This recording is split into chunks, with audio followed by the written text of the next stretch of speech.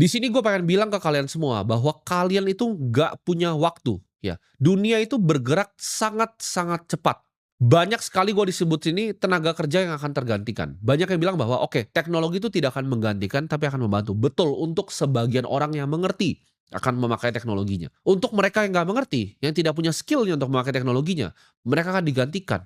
Waktu akselerasi dunia menurut gue sudah sampai di sini, di mana AI berkembang sangat cepat sekali, kripto berkembang sangat cepat sekali, energi berkembang sangat cepat sekali, biotech itu juga berkembang sangat cepat sekali.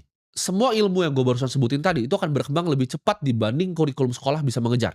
Skill yang mungkin kalian semua pelajari ya 5 tahun lalu untuk mencari uang, mungkin sekarang itu udah obsolete, udah nggak berguna lagi, udah nggak dipandang dan udah nggak dilihat lagi. Di 2025, gue punya karyawan 15 itu bekerja lebih efisien, lebih cepat, dan lebih akurat dibanding gue karyawan 150 di 2020. Apakah gue melakukan itu dari 150 sampai 15 tuh karena perusahaan gue tidak berkembang? Jawabannya tidak. Karena teknologi sudah lebih efisien. Sudah tidak dibutuhkan lagi orang sebanyak itu. Tapi pekerjaan 15 ini itu kayak pekerjaan 1.000 orang sekarang. Jadi gue nggak perlu scaling dari 150 ke 300, 500. Perusahaan yang besar dan banyak karyawan itu udah nggak matters lagi. Karena perusahaan billion dollar seperti Telegram aja karyawan cuma 30. Ya. Telegram tuh entire karyawan cuma 30 sekarang. Jadi udah nggak tally lagi. Orang zaman dulu bilang, oke, kalau mau perusahaan besar tuh harus punya karyawan yang banyak. Jawabannya tidak. Nah, ke depannya pengusaha-pengusaha yang di depan, ya, pengusaha-pengusaha yang besar akan sadar hal yang gue sadari. Bahwa 15 tuh bisa kerjain 150. Jadi kalau punya 1.500 bisa dikerjakan dengan 150. Bahkan ke depannya 1.500 bisa dikerjakan dengan 15. Perusahaan akan berubah. Dia nggak akan jadi jaringan karyawan besar, tapi special force. Tapi gimana Bang kalau pabrik? Itu semua akan digantikan oleh humanoid robot. Jadi yang bekerja clerical tuh bakal digantikan semuanya. Semuanya akan digantikan. Dan dalam 4 sampai 5 tahun ini bakal susah untuk mencari kerja. Ketika banyak pengusaha yang sudah melek seperti gua. Dunia internet ini memberikan kesempatan untuk kalian semua di sini yang ibaratnya mau belajar ya, punya willingness to learn, pengen belajar, pengen tahu hal baru. Untuk mereka yang skeptis, mereka yang sok pintar, gua say sorry di sini kalian akan ditinggalkan oleh dunia. Teknologi memang ada di sini untuk membantu manusia, tapi di saat ada revolusi teknologi yang besar, ya, ketika mesin jahit ditemukan, banyak orang yang akhirnya nggak punya pekerjaan harus beralih ke skill yang lain. Jadi kalian yang punya skill jangan ngerasa nyaman gitu, skill design, skill marketing, skill finance, jangan merasa nyaman. Skillnya cepet sekali ini akan digantikan. Kita akan berada di momen gue sebutnya, dalam era manusia, ya lu akan ada dua pilihan. Sebelum ini pintunya ditutup, ya, ini di depan ada pintunya akan ditutup. Cuma akan ada dua pilihan. Lu akan antara jadi owner atau jadi own, dimiliki, ya. Antara lu akan punya aset atau lu cuma nyicil asetnya orang lain. Lu cuma bayarin sewa ke asetnya orang lain. Karena dunia udah berubah ya. Kita akan lihat subscription ekonomi ini akan besar sekali. Di mana orang itu udah nggak bisa beli mobil lagi. Tren mobil aja udah turun ya. Pembelian mobil tuh trennya selalu menurun selama 3 tahun terakhir. Tapi apa yang terjadi? Kita lihat orang udah nggak mampu beli mobil. Orang jadi oke, gue nggak apa-apa nih. Gue jalan nih, gue naik Grab aja, gue nggak masalah sama sekali. Gue naik motor aja, gue nggak masalah sama sekali. Dan ini akan begitu ke semua bidang. Bahkan ntar kalian nggak bisa tinggal lagi. Ya. Semuanya kalian subscribe gitu.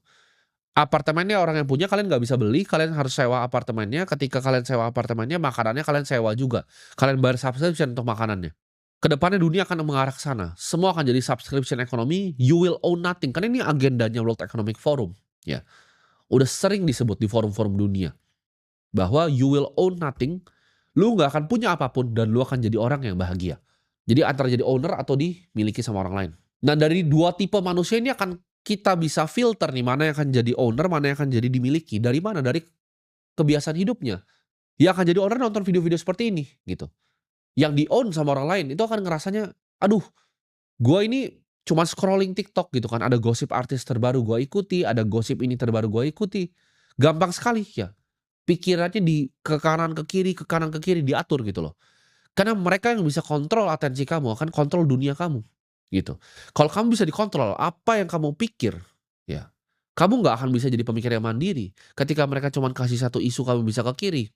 Ya, kasih isu misalnya artis selingkuh, langsung kalian ke kiri. Artis dihamili, kalian ke kanan. Ketika ada isu penting yang sebenarnya terjadi di depan mata kalian, kalian nggak bisa lihat gitu. Ya, itu sudah perbudakan di era digital. Kalian terperangkap di algoritma media sosial. Nah kompetisimu tuh banyak. Ada orang yang ngomong seperti itu. Ada orang yang suka dengan gosip-gosip seperti itu. Tapi di sisi yang lain ada yang bangun jam 6 pagi. Dia fokus, dia kerjakan yang terbaik. Setiap harinya, dia tidak pernah berhenti. Setiap harinya dia melakukan yang terbaik, demi terbaik, demi terbaik. Untuk mengubah hidupnya. Sedangkan lu di situ cuman scrolling sosial media. Cuman maki orang di sosial media. Ya. Sudah kelihatan jelas nih arahnya, mana yang akhirnya bisa ke kiri, mana yang bisa ke kanan. Di saat lu lagi gosip, di saat lu lagi jadi haters, ada anak yang di umuran sama dengan lo, berkompetisi, bangun pagi, pelajarin ya, bangun, ya kan, dia belajar, oke, aset masa depan tuh apa? Kira-kira skill apa aja? Gimana caranya gue mengerti artificial intelligence ini apa? Gimana caranya gue ngerti renewable energy ini apa? Gimana caranya gue ngerti next gen-nya dari biotech itu apa? Dan lu masih di situ santai-santai gitu kan. Jangan pikir dunia ini akan jadi lebih gampang. Dunia ini dengan teknologi akan jadi selalu lebih sulit. Karena kompetisinya lu kompetisi sama robot nanti. Penyesalan itu akan jadi hal yang selalu terjadi ya. Ketika 5 tahun nanti udah lewat, lu dengerin apa yang gue ngomongin ini ya. Mungkin lu masih nggak percaya, lu masih mau menghujat, lu masih mau ngerasain bahwa yang gue omongin ini bukanlah fakta. Silahkan gitu.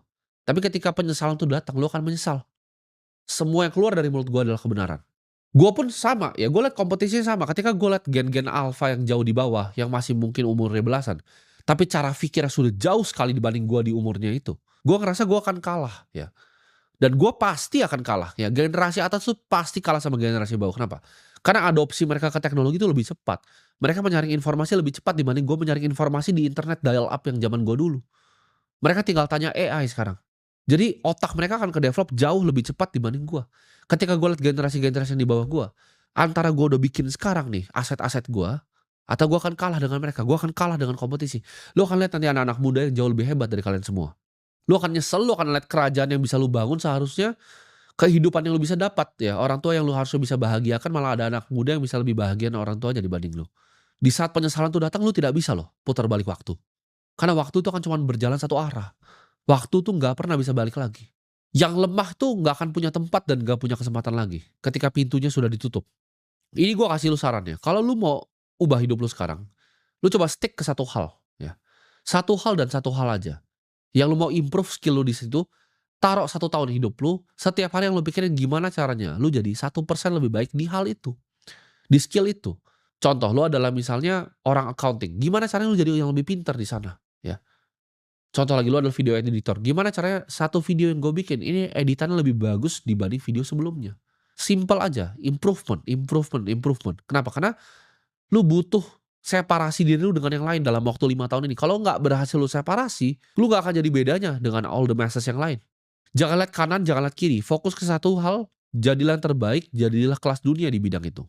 2025 sampai 2027 ini akan jadi 2 tahun paling penting, percaya gue, ini akan jadi 2 tahun paling penting di hidup lu. Semakin banyak stres yang lo bisa terima, semakin sukses juga lo akan jadi suatu orang. Gue terbiasa kerja itu dalam pressure, karena dari awal gue, ya dari gue zaman jualan pomade, jualan sedotan, sudah banyak sekali ya pressure yang datang ke hidup gue. Sudah terbiasa. Nah, lu mau jadi orang yang sukses, lu harus terbiasa dengan pressure yang datang di hidup lu. Lu nggak bisa biarin ibaratnya. Will lu, kemauan lu itu dipatahin sama keadaan di dunia.